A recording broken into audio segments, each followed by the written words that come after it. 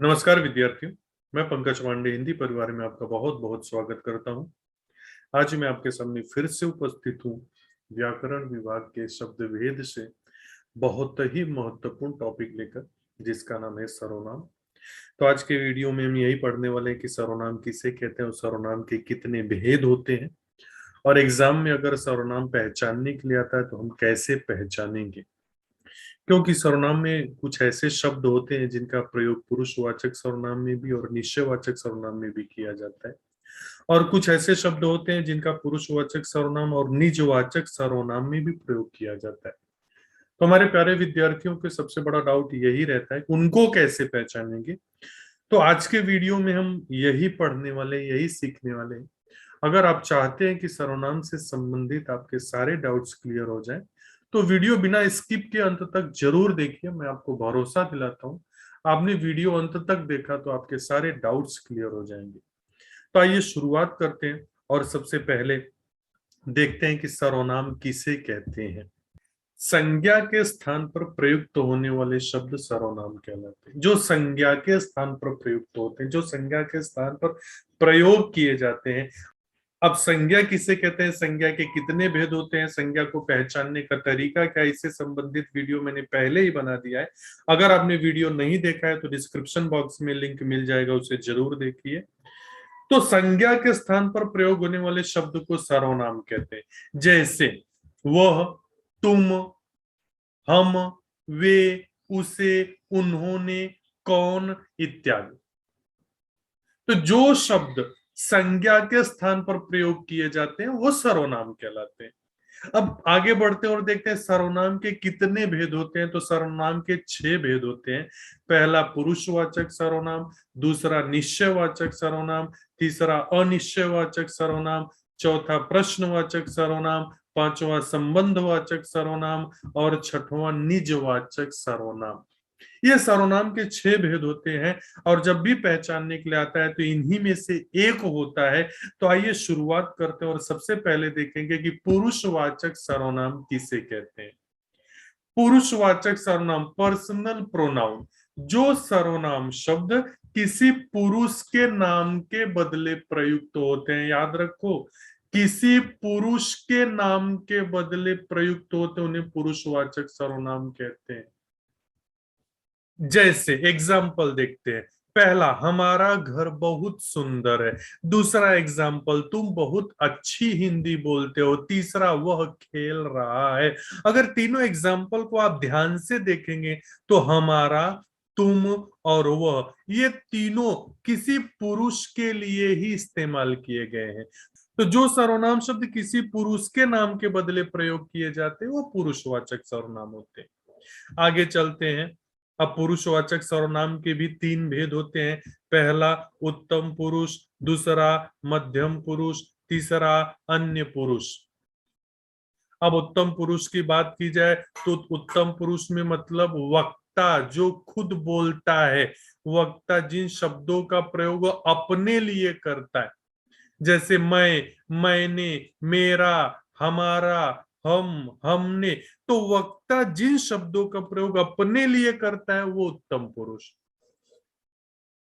और वक्ता जिन शब्दों का प्रयोग सुनने वाले के लिए करता है, जैसे तुम, तुमने, तुम्हारा, आपने, आपका, आपको, ये क्या होता है, मध्यम पुरुष। और वक्ता जिन शब्दों का प्रयोग थर्ड पर्सन के लिए करता है वो अन्य पुरुष में आते हैं, जैसे वह, उसे, उसका, वे, उनका, उनकी, उन्होंने, ये थर्ड पर्सन में आते हैं। तो एक ही चीज याद रखो, वक्ता जिन शब्दों का प्रयोग खुद के लिए करता है वो उत्तम, सुनने वाले के लिए करता है मध्यम, और अन्य के लिए करता है तो अन्य पुरुष। अब आगे चलते हैं, देखते हैं दूसरा, निश्चयवाचक सर्वनाम।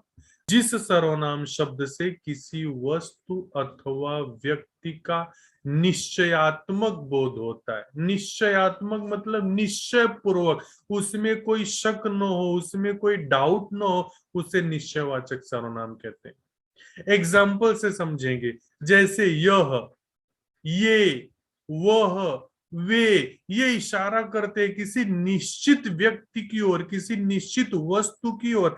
जैसे एग्जाम्पल से देखेंगे तो यह गाय है, निश्चय कर दिया, निश्चयात्मक बोध हो रहा है, यह गाय ही है, दूसरा कुछ नहीं है, यह वह पुस्तक है, पुस्तक ही है, दूसरा कुछ नहीं है, मतलब कोई डाउट नहीं है, कोई संदेह नहीं, कोई शक नहीं है।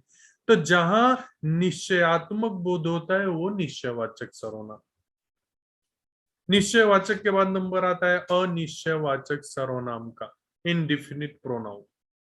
तो जिस सर्वनाम शब्द से किसी वस्तु अथवा व्यक्ति का निश्चयात्मक बोध नहीं होता, हमने निश्चयवाचक में देखा कि निश्चयात्मक बोध होता है, अनिश्चयवाचक में निश्चयात्मक बोध नहीं होता, वो अनिश्चयवाचक सर्वनाम कहलाता है। जैसे बाहर कोई रो रहा है, अब कोई में इंसान भी हो सकता है, जानवर भी हो सकता है, लड़का भी हो सकता है, लड़की भी हो सकती है, बच्चे भी हो सकते हैं, बूढ़े भी हो सकते हैं, कोई में तो कोई भी आएगा ना, तो निश्चय नहीं है, क्लियर नहीं है, अनिश्चय, तो अनिश्चयवाचक सर्वनाम। दूसरा, उसने कुछ नहीं खाया, अब कुछ में भी बहुत कुछ आता है, सब्जी, रोटी, दाल, चावल, वड़ा पाव, भजिया पाव, समोसा, जलेबी, कुछ में तो बहुत कुछ आ गया ना, मतलब क्लियर नहीं है। तो याद रखो, जहां अनिश्चय हो, क्लियर न हो,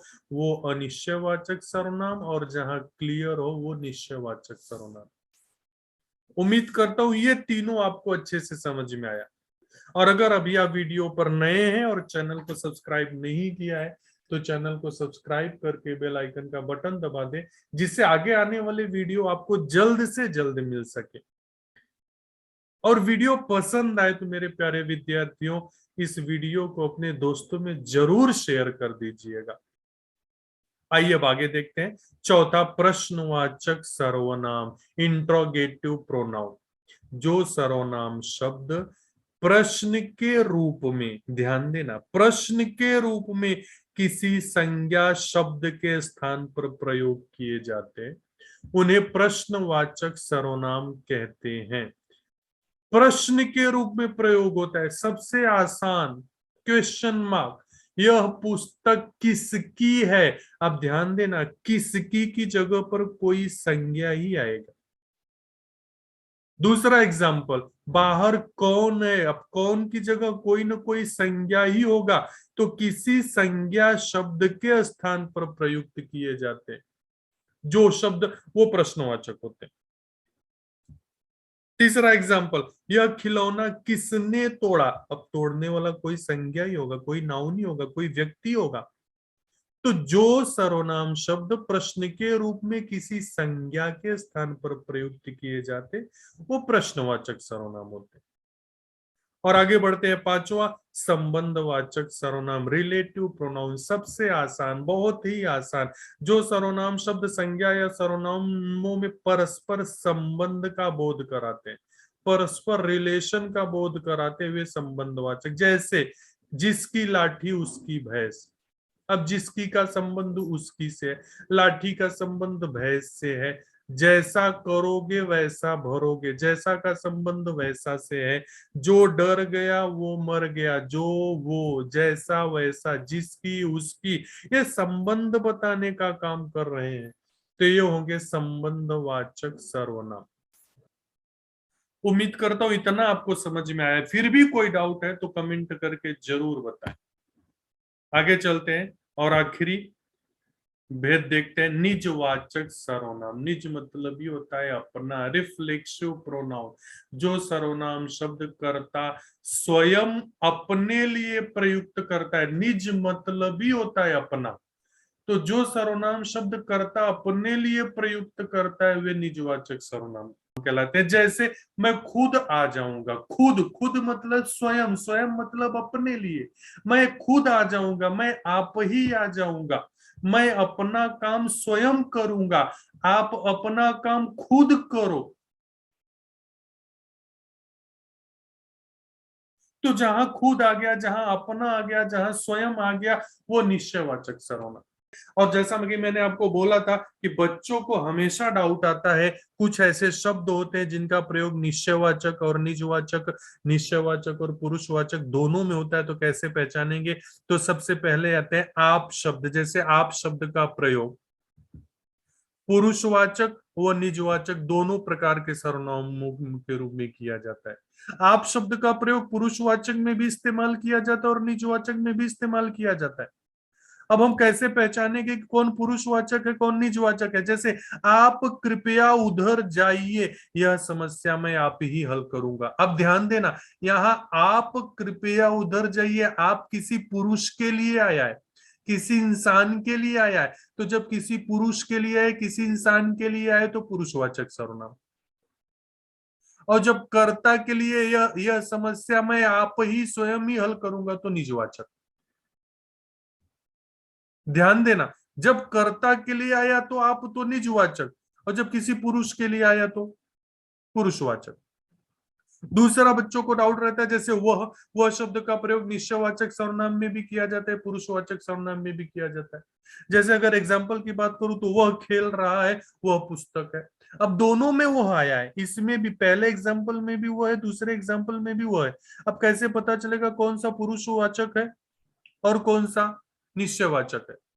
तो जहां पुरुष के लिए इस्तेमाल किया जाए वो पुरुषवाचक, तो वह खेल रहा है मतलब कोई पुरुष ही खेल रहा है, कोई इंसान ही खेल रहा है। और वह पुस्तक है, ये पुरुष के लिए तो आया नहीं, इंसान के लिए आया नहीं, किसी वस्तु के लिए आया। तो जब वस्तु के लिए आए तो निश्चयवाचक, और जब इंसान के लिए आए तो पुरुषवाचक।